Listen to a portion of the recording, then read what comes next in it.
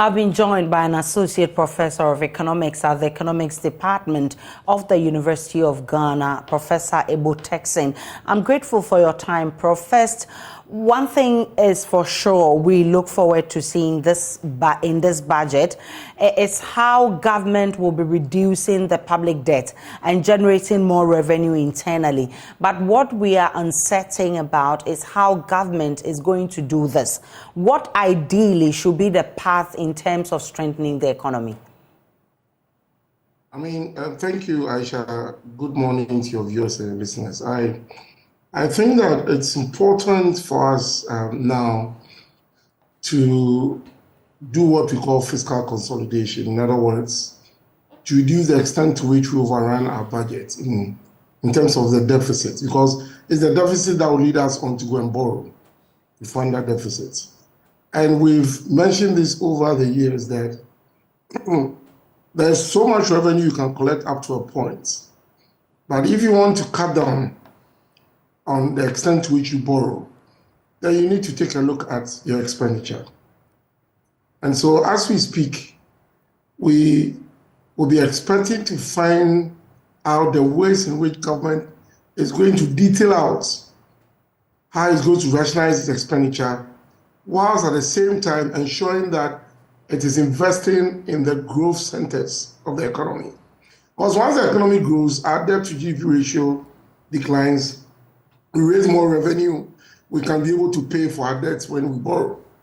So it's important that the sort of commitments that we made to the fund in going for their support in terms of expenditure rationalization and then increasing our revenue, not necessarily introducing new taxes, but making our revenue collection efforts more efficient, reducing our tax exemptions, and also introducing such levies that are not going to punish the productive sector. If you remember last year or so, the government introduced a production tax, which we already knew to be a consumption tax in terms of the NHIL Get Fund. These were taxes that were treated like value-added taxes that producers could take out as their inputs VAT. But the government came up with a policy that prevented the producers from taking that input VAT. We have to give it back to them for them to take the input VAT, so that it becomes a consumption tax. But then what we need to do also is to find a way in which we can tax the almost 10.7 million structures that we have in Ghana. Supposing even 7 million of them are taxable, and we collect on average 1,500 property rates, 1,500 cedis per year for the properties that we have. That will give us over $1 billion. That alone will be enough to support our budget. Huge amount of money to support our budget. And so it is important that we look at how we are going to rake in more revenue without introducing any nuisance tax that is going to affect the productive sector. Take away some of them that are already affecting them in negative ways. Become more efficient at collection of taxes, and then rationalize our expenditure. We need to take a second look at the public sector wage bill, clean it off the ghost names, and also ask ourselves the question of whether all enterprises that are paid by government, if the government cannot win some of them off its payroll. Public sector universities charging 1,700 school fees for a whole academic year for a university student. Too low.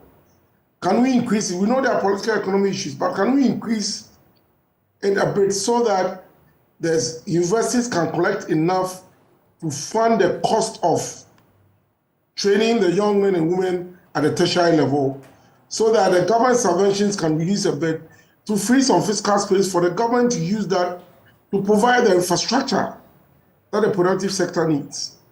So these are choices that only the government can decide. Is it possible to realign some of the ministries, cut down on the executive? I've heard people say that, look, it will not bring in any much revenue.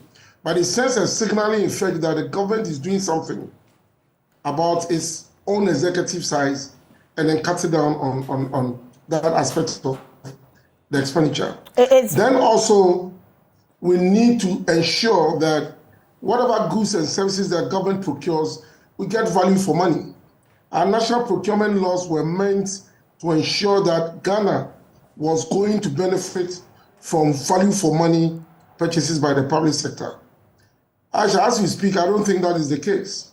There are situations in which government is having to pay for goods that are on the market 5 to 10 times the value. That is not efficiency. So we need to take a look at these things because we don't need to introduce new taxes. I mean, the Ghanaian public are already fed up with especially the productive sector. The vehicle luxury tax that we came up with, that we took away. Is it possible to see our best, those who carry these huge cars with these big engines, pay something for us to put into the road fund to build our road infrastructure? Can we digitize the road tolls in such a way that people can even pay with their mobile phones and have access to these roads that are being put in good conditions to reduce the accidents that we have on the roads?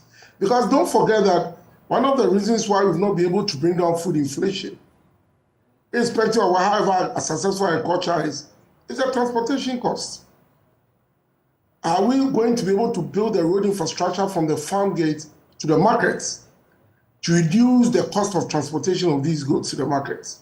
Because that's the only way we can bring down the food inflation. And so these are the choices that we need to make to ensure that we do not get into the conditions that we found ourselves in last year. And already we are seeing the benefits of what we've started. And we see inflation declining. We're seeing our growth higher than we expected it. And so our city has stabilized. So we need to continue these efforts, but we don't need to introduce new taxes that will be a nuisance to the private sector. Prof, it's important that you talk about the revenue versus expenditure because it's been a big conversation we've had. All we want is a cut in government expenditure, especially as we get into an election year. But it's actually obvious expenditure will rise rather than decrease. I mean, what's the danger if that happens? Well, if that happens, we cannot do the fiscal consolidation that we expect. And I think that the fund should insist, because there's going to be zero financing from the central bank. That is certainly going to happen. So I do not expect that this government would run a huge expenditure. We need to cut down on certain things. We need to rationalize the expenditure. We need to align some of the ministries. I mean, some of the ministries have 2-3 ministers. Deputy minister, do we need them? I mean, these are the times that we need to make those difficult choices that would ensure that whatever gains we are seeing from the support that we're getting for the fund, whether it's credibility or the Gold for Reserves program by the central bank, we've seen that things are getting a little bit better. We need to sustain it. And it has to come with choices. We should forget about the election year. Look, if we are not going to break the political business cycle, it's going to be business as usual, then I'm very sure that we are going to get into a much worse situation than we find ourselves. And it's important that the government will look beyond the elections and ensure that it puts Ghana on the path of the recovery, sustaining what we have seen now, and recover the economy to the levels that we expect it to be. It's very, very important. Prof. Ebo Turkson, I'm grateful for your time. He's a professor of economics at the economics department at the University of Ghana.